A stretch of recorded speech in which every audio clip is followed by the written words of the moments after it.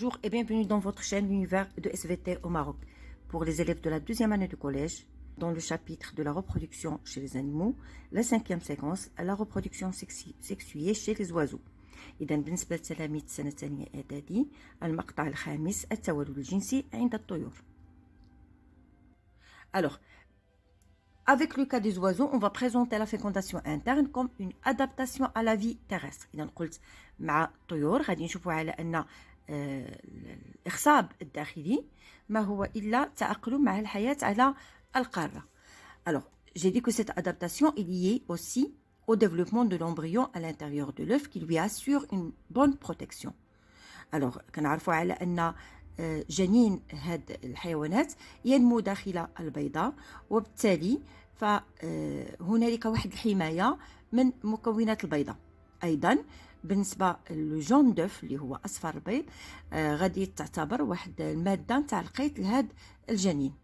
Donc le jaune d'œuf, dans ce cas, il constitue une source de nutriments pour l'embryon. Alors, comme pour tous les exemples précédents, on met en évidence les caractéristiques générales de la reproduction sexuée, en plus des particularités de chaque cas. Pour le cas des oiseaux, il s'agit d'espèces ovipares à fécondation interne et développement direct.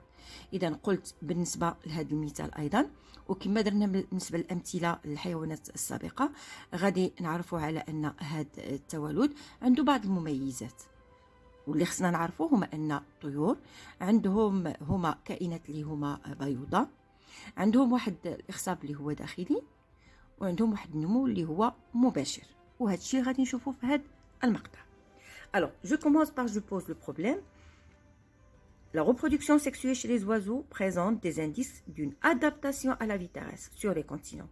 Quelles sont les caractéristiques qui précisent cette adaptation؟ إذا كما كنلاحظوا هنايا بالنسبة للطيور فعندهم واحد التولد اللي هو جنسي، أيضا عندهم مميزات نتاع هذا التولد اللي كتخليهم بطبيعة الحال كيتأقلموا مع الحياة على القارة، وغادي نشوفوا شنو هي هذه المميزات نتاع التولد عند الطيور. Très bien. Alors, comme toujours, je commence par la première activité, l'appareil reproducteur de la poule et l'accouplement. إذا غادي نشوفوا في هذا المقطع الجهاز التولدي عند الدجاجة ونشوفوا عملية التزاوج. Alors, le premier document montre le résultat de l'accouplement. إذا كما كنلاحظوا فالطيور تقوم بعملية التزاوج. Si la fécondation externe est liée au milieu aquatique, la fécondation interne est une adaptation à la vie terrestre. إذا كما لاحظتوا في الأمثلة السابقة شفنا على أن كائنات كثيرة اللي شفناها عندها إخصاب اللي هو خارجي، لكن كما لاحظتوا أيضا على أن هذا الإخصاب الخارجي ما كيكون إلا عندما يكون الماء، بمعنى أن وسط العيش خصو يكون واحد الوسط اللي هو مائي، وبالتالي هذا اللي غادي يسهل انتقال الأمشاج وبطبيعة الحال التقائها بعضها. Alors que la fécondation interne est une adaptation à la vie terrestre، وأغلب ولا كل الكائنات اللي كتعيش على القارة فبطبيعة الحال وأكيد على أنك غادي يكون عندها واحد الإخصاب اللي هو داخلي. Au cours de l'accouplement, le contact entre le cloaque du mâle et celui de la femelle permet au mâle d'introduire les spermatozoïdes dans les voies génitales femelles. Le coq ne possède pas de pénis. Contact ما بين le cloaque نتاع le mâle et la femelle، وبهذه الطريقة غادي يطرح الذكر ما يسمى بالأمشاج، وبالتالي فالذكر لا يتوفر على قضيب، بالتالي ما عندوش العضو التناسلي. Très bien, alors je passe au deuxième document. Alors, le document 2, appareil génital mâle, spermatozoïde et appareil génital femelle. إذا عندي هنا ثلاثة نتاع الوثائق. نبدا بالوثيقة الأولى. alors الوثيقة الأولى كما كتشوفوا هي الدوكيمون A. عندي هنايا l'appareil génital mâle. Alors, je commence par les testicules. Alors, les testicules, قلنا ce sont des organes qui produisent ce qu'on appelle les spermatozoïdes اللي هما les gamètes mâles. Aussi, on a deux canaux. Alors, les canaux que vous voyez ici. Alors, ils ont une relation avec le cloaque. Les deux canaux, on les appelle les canaux déférents. Alors, ce sont les canaux déférents reliant les testicules au cloaque. Alors, je vois le rôle des canaux déférents. Ce sont eux qui permettent d'évacuer les spermatozoïdes depuis les testicules vers le cloaque. إذن قلنا الخصيتان عندهم علاقة بهاد les deux canaux. alors هاد les canaux اللي هما كتشوفوا هنايا كنسميهم les canaux déférents هما اللي كيمكنوا من مرور ما يسمى بالامشاج من الخصيتان الى هاد لوفرتور اللي سميناها لو كلواك. Très bien. كنلاحظوا aussi هنايا وجود نتاع les reins. Alors on a les reins, on a les uretères. Alors les reins et les uretères ما عندهمش علاقة بالappareil génital parce qu'il appartient à l'appareil urinaire. Alors les reins sont reliés la même chose par les uretères ou reliés au cloaque et les uretères permettent l'évacuation des urines. Alors j'ai dit que le cloaque c'est une ouverture qui permet à la fois la sortie des urines et aussi du sperme, des gamètes mâles. Très bien, alors je passe au document B. Alors comme vous voyez ici, on a un spermatozoïde vu au microscope électronique. Donc comme vous voyez, le spermatozoïde est constitué par la tête et le flagelle. Le document suivant, le document C. Alors ici, j'ai l'appareil génital femelle. Alors l'appareil génital femelle, il est constitué par l'ovule, les gamètes femelles. Alors le jaune est une cellule reproductrice ici. Les jaunes d'œufs que vous connaissez, ce sont les gamètes femelles, dont le cytoplasme avant la fécondation est riche en réserves nutritives et qui servent par la suite, ça veut dire après la fécondation, à nourrir l'embryon au cours de son développement. Alors la partie supérieure de l'oviducte, كنسميوها pavillon. Alors le rôle de le pavillon, c'est de recueillir les jaunes. إذا هنا كيتجمعوا لي les jaunes d'œufs. Bien sûr, إذا كانت fécondation, هنا في chaque jaune d'œuf غادي نلقاو ce qu'on appelle le germe, اللي هو le petit embryon qui terminera par la suite sa formation. Après, alors je passe. Alors la partie, c'est là où il se forme ce qu'on appelle le blanc d'œuf. Alors l'oviducte, on a son rôle, c'est le déplacement du jaune autour duquel se forme progressivement, alors qu'il y a la partie, il se forme ce qu'on appelle le blanc d'œuf. Après, on a la membrane coquillère. Après, on a la coquille. Alors, la partie, on l'appelle l'utérus. Après, j'arrive au vagin. Alors, le vagin, il y a la partie qui sépare l'utérus du cloaque. Alors, le rôle de l'utérus, c'est la formation de la coquille. Alors, les ovules sont produits par l'ovaire. Leur taille augmente au fur et à mesure de l'accumulation des réserves nutritives, qui est le jaune d'œuf. Le blanc et la coquille forment progressivement autour du jaune, ou bien se forment progressivement autour du jaune. L'œuf expulsé au cours de la pente peut être fécondé ou non. إذا قلنا على أن الأمشاج هنا عندي اللي هما les ovules كيتكونوا على مستوى l'ovaire.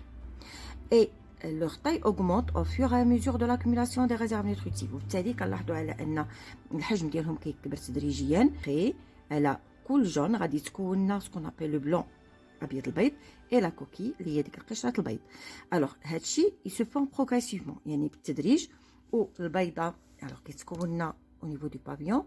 après alors progressivement كتكون l'œuf. L'œuf expulsé au cours de la pente. alors بعد ما كيوقع بعد ما كتوقع لا بونط يعني طرح البيضه. هاد البيضه تقدر تكون يا اما بيضه مخصبه يا اما بيضه غير مخصبه. الوغ الا كان هاد البيض بطبيعه الحال يحتوي على ما يسمى لو جيرم اللي هي لا سيلول اوف بمعنى وقع اكوبلمون انتر لو مال اي لا فيميل وقعت اون فيكونداسيون interne. alors dans ce cas هاد لو جون qui contient le germe هو اللي غادي يعطينا un œuf qui est fécondé. الا ما وقعش fécondation, ça veut dire la fécondation entre l'ovule et le spermatozoïde. Dans ce cas, كتكون ما يسمى بالبيض ولكن هذا البيض اصفر البيض ما كيكونش كيحتوي على لو جيرم وبالتالي كنسميو هذه البيضه بيضه غير مخصبه. اذا قلت l'activité de la fécondation à l'éclosion de l'œuf من الإخصاب إلى تفقيس البيضه. Très bien. alors كنلاحظوا في الوثيقه الاولى الوغ هنايا كما كتلاحظوا مراحل الاخصاب. اذا نفس الشيء كما شفنا بالنسبه الحيوانات اللي شفنا سابقا شفنا هاد المراحل عند قنافذ البحر. Alors كنلاحظوا alors chaque ovule est entouré par plusieurs spermatozoïdes. Un seul spermatozoïde arrive à pénétrer dans l'ovule. Après le deuxième document qu'on vous voyez, on a la formation déjà du germe, ça veut dire après fécondation se forme le germe. Le germe sera entouré par le jaune d'œuf. Alors ici j'ai le jaune d'œuf et le blanc. Et n'oubliez pas que le blanc de l'œuf et la coquille assure la protection de l'embryon. Alors ici on a déjà la formation le début de la formation de l'embryon qui donnera par la suite un petit poussin. Alors la fécondation s'effectue dans la partie supérieure de l'oviducte. سبق لي قلت على ان الاخصاب كيوقع في الجزء العلوي من l'oviducte.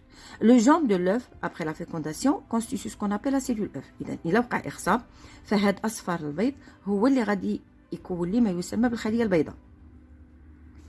Un seul spermatozoïde arrive à pénétrer dans l'ovule, c'est la fécondation. اذا عندما يدخل حيوان منوي واحد الى داخل البويضه اذا هنا كنهضروا على الاخصاب. La cellule œuf s'entoure progressivement du blanc et d'une coquille. تدريجيا هاد أصفار البيض سوف يحاط بما يسمى أبيض البيض ولا coquille اللي هي قشرة البيض. Le développement de la cellule œuf donne lieu à un embryon, ce qu'on appelle le germe. بعد ذلك قلنا الخلية البيضاء غادي تعطينا ما يسمى l'embryon. Alors l'embryon هو الجنين. L'œuf expulsé au moment de la ponte est formé du germe, du jaune, du blanc et d'une coquille. إذا هاد البيضة اللي بطبيعه الحال كطرحها الدجاجه في هذه الحاله غادي تكون تحتوي على لو جيرم. ولو جيرم هو اللي غادي يعطينا لو بيتي بوسان اللي غادي يعطينا الكسكس بعد ذلك. وكيكون ايضا قلنا هاد لو جيرم محاط بسكون ابل لو جون دوف اللي هو اصفر البيض وابيض البيض وقشره البيض. L'embryon poursuit son développement à l'intérieur de l'œuf, hors du corps maternel. Entre la ponte et l'éclosion, il s'écoule 21 jours. إذا كما كنلاحظوا هنايا الجنين سوف يكمل نموه داخل البيضة ويتغذى على مدخرات البيضة. إذا هنا كنهضروا على حيوان اللي هو بيوض. Entre la ponte et l'éclosion, il s'écoule 21 jours. إذا بين طرح البيضة والتفخيص غادي تمر 21 يوم. بمعنى أن فترة حضانة البيض هي 21 يوم. L'éclosion libère des poussins qui ressemblent à peu près aux adultes. إذا بعد تفقيس البيضة غادي يخرج منها صغار كيشبهوا الأبوين les adultes. إذا هنا كنتكلموا على واحد النمو اللي غادي يكون مباشر. Alors je passe à la partie je réalise. La première question. Proposer des hypothèses concernant les particularités qui montrent que la reproduction sexuée chez les oiseaux est adaptée à la vie sur les continents. إذا هنا كيطلبوا منا نطرحوا فرضيات اللي كتمكننا على أننا نقولوا على أن التوالد الجنسي عند الطيور ما هو إلا une adaptation. بمعنى adaptation هي التأقلم مع الحياة على القارة. Alors, on a déjà vu que le déplacement et la rencontre des gamètes nécessitent un milieu aqueux. بمعنى خص ضروري ما يكون الماء لأن الماء هو اللي غادي يسهل تنقل الأمشاج. Le milieu terrestre ou aérien n'assure pas ces conditions. وبالتالي ملي كنهضروا على الوسط القاري فما يمكنش يوقع تنقل هذه الأمشاج. Explique l'importance de la fécondation interne comme une adaptation à la vie sur les continents. وبالتالي فهاد الإخصاب اللي هو داخلي ما هو إلا تأقلم مع الحياة على القارة. Très bien. La deuxième question. À l'aide d'un tableau, indiquez la fonction biologique de chacun des éléments qui constituent l'appareil génital mâle et l'appareil génital femelle. Les éléments les plus importants اللي خصكم تعقلوا عليهم في l'appareil génital mâle هما tout d'abord عندنا des testicules. Alors هضرنا déjà les testicules قلنا le rôle c'est la production des spermatozoïdes. Les canaux déférents ce sont des canaux qui permettent l'évacuation des spermatozoïdes des testicules vers le cloaque. Le cloaque c'est une ouverture qui permet à la fois la sortie des gamètes mâles vers le cloaque de la femelle et bien sûr il permet aussi l'accouplement. Enfin, on a les spermatozoïdes, ce sont les cellules reproductrices ou gamètes mâles qui va féconder un ovule dans les voies génitales femelles. Après, d'abord غادي نشوفوا les éléments les plus importants de l'appareil génital femelle. Alors tout d'abord, on parlera de l'ovaire. Le rôle de l'ovaire, c'est la production des ovules. Mais ici, alors comme on a vu tout à l'heure, le jaune est une cellule qui est reproductrice. Donc, c'est le gamète femelle. Dans le cytoplasme, avant la fécondation, est riche en réserves nutritives. Ou les réserves nutritives, après la fécondation, vont servir à nourrir, bien sûr, l'embryon au cours de son développement. Le pavillon, alors c'est la partie supérieure de l'oviducte. Le rôle du pavillon, c'est recueillir les jaunes. L'oviducte, alors l'oviducte, c'est le canal. Alors, tout d'abord, sert au déplacement du jaune autour duquel se forme progressivement le blanc et la membrane coquillère. L'utérus, c'est le lieu où se forme la coquille. Et enfin, on a le vagin et le cloaque, alors qui, à la fois, ils vont recevoir les gamètes mâles au cours de l'accouplement et ils servent aussi à l'expulsion de l'œuf fécondé ou non fécondé au cours de la ponte. Troisième question. Relevez du document 3 les données qui montrent que la poule est une espèce ovipare à fécondation interne et développement direct. Alors, tout simplement, je peux dire que l'animal ovipare parce que au moment de la ponte, la femelle expulse un œuf fécondé ou non. Et déjà, l'embryon termine son développement à l'intérieur de l'œuf et se nourrit des réserves nutritives de l'œuf. Elle a une fécondation interne parce que la rencontre entre les gamètes mâles et les gamètes femelles se fait à l'intérieur des voies génitales de la femelle. Aussi, on a un développement qui est direct parce que les petits qui sortent après l'éclosion ressemblent aux adultes. Donc, on n'a pas ni de stade larvaire, ni de métamorphose. Donc, justement, ici, on parle d'un développement qui est direct. Relevez des documents 1, 2 et 3 les éléments qui montrent que la reproduction sexuée chez les oiseaux est adaptée à la vie terrestre sur les continents. Alors, déjà comme la reproduction sexuée chez les oiseaux, elle est caractérisée par une fécondation qui est interne. Après l'accouplement, qu'est-ce qu'on a une fécondation interne? Ou la fécondation interne, c'est une adaptation à la vie terrestre. Alors, هنا غادي نكون ساليت la séance ديالي. Merci pour votre attention et à la séance prochaine.